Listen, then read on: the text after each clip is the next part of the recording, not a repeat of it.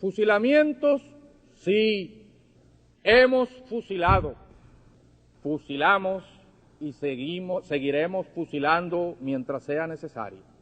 Nuestra lucha es una lucha a muerte.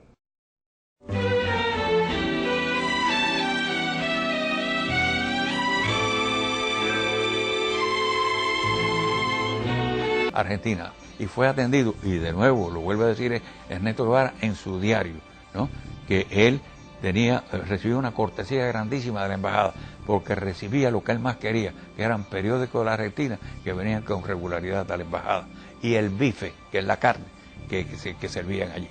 Y allí ya ha sido a Hilda Gadea. Hilda Gadea es una muchacha peruana y de ideas comunistas, y es Hilda Gadea quien empieza a formar ideológicamente a Ernesto Guevara y quien lo presenta a una serie de figuras, lo había presentado, del gobierno de Arbenz. Así que ahí es cuando él empieza a formarse, y ya había ha hecho contacto también a través de Hilda Gadea con Ñico López, que es el primer cubano con quien él hace contacto en Guatemala. Es Ñico, el Flaco López, quien lo recluta y lo presenta al grupo de cubanos exiliados que militaban en el movimiento 26 de julio en Guatemala. De esta forma, Guevara inicia una faceta de revolucionario y posteriormente viaja junto al grupo de cubanos a México. Varios estudios apuntan a que Ernesto Guevara, a su llegada a México, ya tenía definido su carácter de hombre cruel, de ejecutor de sus potenciales enemigos. En carta dirigida a su amiga y exnovia Tita Infante, señala: si se hubieran producido esos fusilamientos, el gobierno hubiera conservado la posibilidad de devolver el golpe, refiriéndose al derrocamiento del gobierno de Jacobo Arbenz en Guatemala. Yo conocí a Guevara a mediados del año 56 en México. Ahí una cafetería, un bar que había ahí por el Zócalo, pegado ahí al Zócalo, que ahí concurría mucho revolucionarios, ¿no?, de distintas tendencias, ¿no? Lázaro Guerra militó en los movimientos revolucionarios cubanos. Marchó a México en calidad de exiliado y fue uno de los sobrevivientes de la expedición del Corintia. A mí el que me lo presenta es Ñico López. Pero al otro día que Ñico López viene, me dice: oye, lo que te presenté, fulano, eso no sirve, ¿verdad? No te creas que vaya cualquier cosa, eso no sirve. Él no es como tú y como nosotros y como yo. Este tipo es un tipo maquiavélico, ¿sabes? Y él es que le lleva y trae a Fidel todo el trajín de nosotros. Es un tipo repugnante, ¿no? Que Fidel llegaba y él decía, iba corriendo para donde estaba Castro, ¿no? Y Castro, Fidel, le gustaba que lo adulen, ¿no? Esa es la persona de él. Sí, él vino a pedirme ayuda. Me dijo que había 11 cubanos durmiendo en el suelo del departamento de María Antonia González. Una pobre mujer, en un departamento muy chico, y estaban durmiendo en el suelo. Y aquello me tocó el alma. Y le dije: mándame 7 o 8 para acá, yo les haré una comida al día y alojamiento. Orlando de Cárdenas, periodista, fue amigo de Fidel Castro. Vivía en México y fue uno de los principales colaboradores del movimiento 26 de julio en tierras aztecas. A él al principio se le dijo doctor Guevara o Ernesto Guevara, pero cuando vimos que él se hacía burla de nuestra manera de hablar, entonces en represalia ya no le dijimos nunca más Guevara ni Ernesto, le decíamos el Che. Para todo el Che y el Che y el Che, y se le quedó lo del Che, que hasta el mismo Fidel y Raúl le decían el Che. Ya, y se lo decíamos muchas veces con un poco de sorna, como para restregarle en la cara lo que él nos había hecho a nosotros. Nunca nos vio completamente como compañeros. Guevara nunca llegó a intimar totalmente con el grupo de jóvenes revolucionarios cubanos. Cuentan quienes compartieron con él el entrenamiento militar en tierras aztecas que su desprecio hacia los cubanos siempre se hacía sentir. Sentimiento que extendía a los negros y al pueblo mexicano, a quienes constantemente menospreciaba. Llegamos a México el 10 de diciembre de 1955 y Fidel me presentó y me dijo: muchachos, este es el coreano, él va a ser nuestro instructor militar. Miguel Sánchez, el coreano, combatió junto a las tropas estadounidenses en la Guerra de Corea. Fue reclutado por Fidel Castro como instructor militar de los cubanos que se entrenaban en México. Allí en la casa de María Antonia González conocí a Ernesto Guevara de la Serna, que después le decían el Che, todavía le decíamos el Chancho, porque él tenía poca afición por bañarse y siempre tenía un olorcito arriba que olía como a riñón hervido. Al principio quiso entrar en INA y yo lo paré tranquilamente y le dije: yo estoy a cargo del entrenamiento militar, tú no eres más que un soldado. Se me puso a echar una sonrisita y yo le dije: 20 planchas, Ernesto Guevara de la Serna. Y dio las 20 planchas. Él despreciaba a los negros. Muchísimas veces tenía problemas con Juan Almeida Bosque, que le decía el negrito. Y Juan Almeida se insultaba. Y entonces yo dije: mira, Juan, tú lo que tienes que decirle cuando te diga el negrito, dile el Chancho porque tú no te bañas. Y así se lo decía Juan Almeida Bosque. Después despreciaba a los indios. Fíjate cómo dijo: la indiada analfabeta de México. El 24 de junio de 1956, un grupo de los presuntos expedicionarios es capturado por las autoridades de migración mexicana. Ernesto Guevara estaba entre ellos.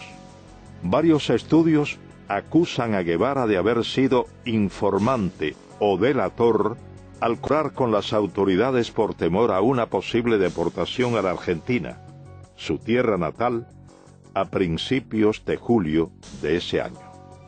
Juan Almeida Bosque, él me dijo a mí que Ernesto Guevara de la Serna, el Che o el Chancho, había colaborado con la policía cuando nos arrestaron al grupo y lo llevaron a la cárcel migratoria de Miguel Schultz.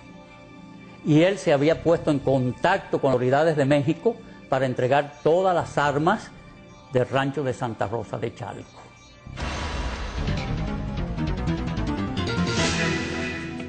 A la salida de la cárcel Miguel Schultz en México, Ernesto Guevara aún tenía dudas sobre su futuro y en particular sobre su propósito de participar en la expedición a Cuba.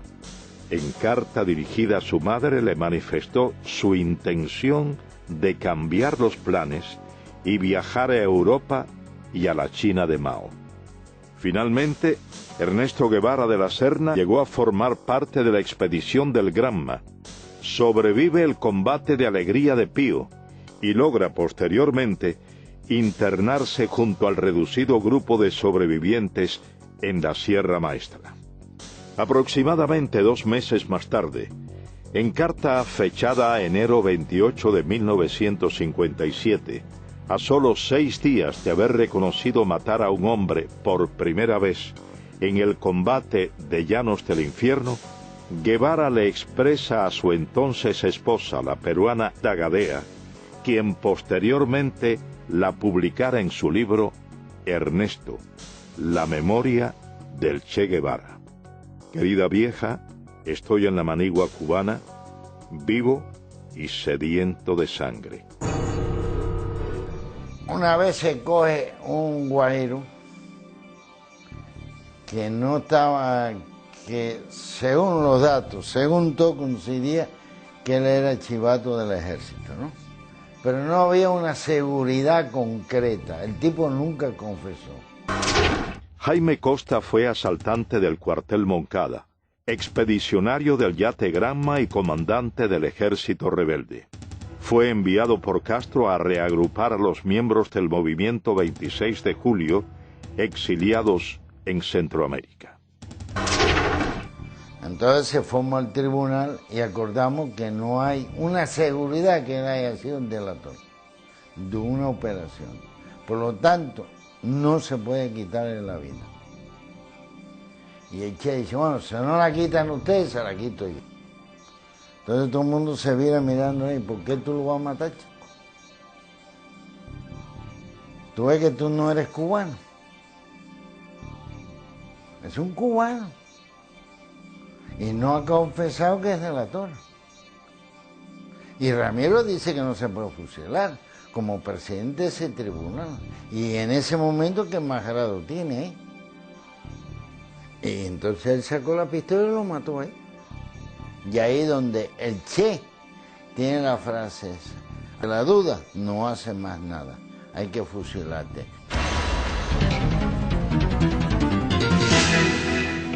De esta forma, Guevara asesina personalmente a Eutimio Guerra, un campesino que se había unido al ejército rebelde y posteriormente dirige otras ejecuciones en la Sierra Maestra. No había que comer, es que llegamos y acampamos en la finca La Otilia, frente a las minas de Boicito.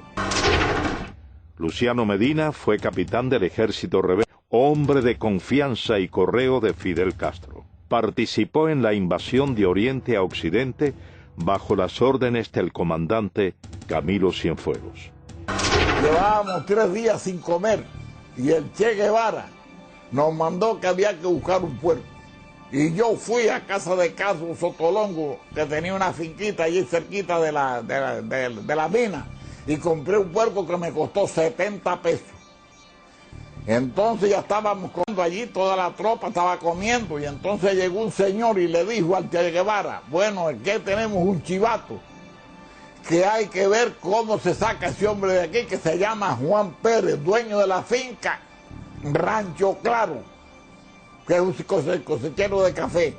Entonces mandaron a buscar el hombre tenía 3 hijos, chiquitos de 4, 5 y 6 años, no tendrían más los chiquitos que tenía allí. Entonces cogieron y lo fusilaron. Y eso nos cayó mal a toda la tropa. Los fusilamientos se generalizaron. Varias investigaciones responsabilizan a Ernesto Guevara por el asesinato de al menos una docena de hombres en la Sierra Maestra. En la gran mayoría de los casos, sin tener pruebas incriminatorias. Yo conocí a Ernesto Guevara en la Sierra Maestra en el mes de marzo de 1958, que como corresponsal de guerra de la revista Bohemia fui a entrevistar a Fidel Castro.